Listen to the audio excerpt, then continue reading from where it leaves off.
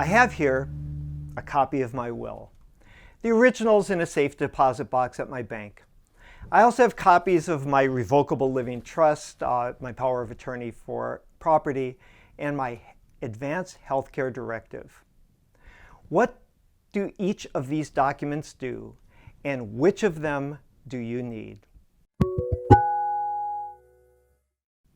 Let's start with the advance healthcare directive.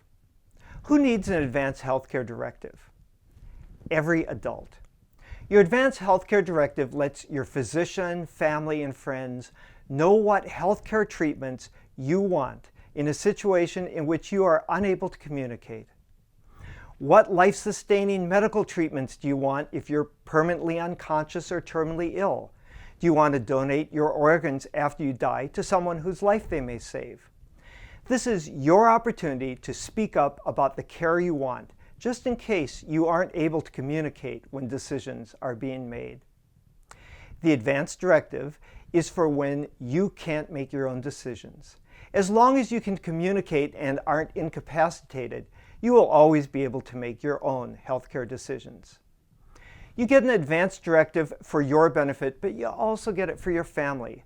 Tell your family what you want now. Spare them from arguing and agonizing later about what interventions you would want. Even young, healthy people have life-threatening accidents or illnesses. So no matter how old you are, get an advance directive. Though advance directives vary somewhat from state to state, most have two basic parts.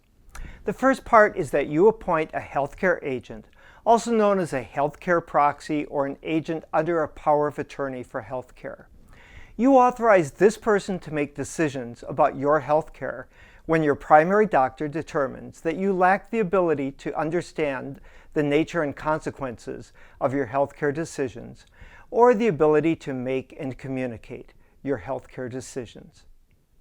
The second part of your advance directive is your individual instructions, also known as your living will.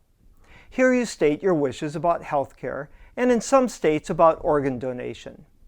So, if you're stating your wishes in your living will, why do you need a healthcare agent? Because the living will isn't going to cover every circumstance. Someone may have to fill in the gaps. Don't you want to choose that person yourself? Usually people choose a spouse or a close relative. Discuss your wishes with this person and make sure that she or he agrees to take on this responsibility. If possible, choose someone who can advocate for you with doctors. Make sure that your healthcare agent has one of your original advance directives. Also keep an original directive for yourself in a safe place and let your family members know where it is. It's important to have your advance directive in your medical records. So give an original to your primary care physician. The courseware has a link to a website where you can download advance directives and instructions for every state. Next up, wills. So who needs a will? Well, the simple answer is every adult. However, if you're still in school, you don't own much, and you don't have children, a will's still optional. But the rest of us need a will. A will allows you to decide who gets your possessions and assets when you die. It also allows you to nominate a guardian for your minor children and to direct that some or all of your assets be held in trust for your beneficiaries. If you don't have a will, the laws of your state or the states in which you own property are going to determine who gets what. State laws vary and can be confusing.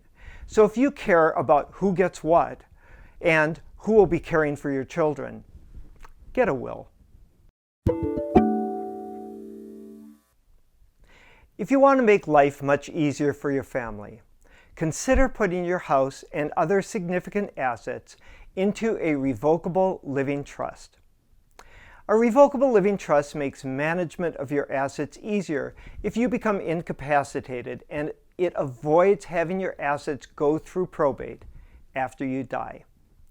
Probate's a court proceeding that validates your will and transfers title to your assets. In many states, probate is an expensive and time-consuming process. A revocable living trust is an agreement under which the trustee, that's you, control and manage most of your assets. You transfer legal ownership of your property to the trust. You decide how the assets of the trust are to be distributed. You decide who will become the successor trustee, that is, the person responsible for administering the trust when you become incapacitated or die. The trust is revocable. That means you can change it whenever you like. Its purpose is to smoothly transfer your property to your beneficiaries when you die, while avoiding the costs and delays of probate. A revocable living trust is likely to cost you several $100s to set up. But if you own your own home or substantial other assets, it could save your family much more than it costs. Finally, you should also consider authorizing someone to make financial decisions for you. You do this with a power of attorney relating to property. This is a good thing to have in place in case you become incapacitated. Whoever has the power of attorney relating to property will be able to engage in financial transactions such as selling property or stocks, opening or closing bank accounts, and buying or canceling insurance policies on your behalf. So pick someone who you trust to make good decisions for you.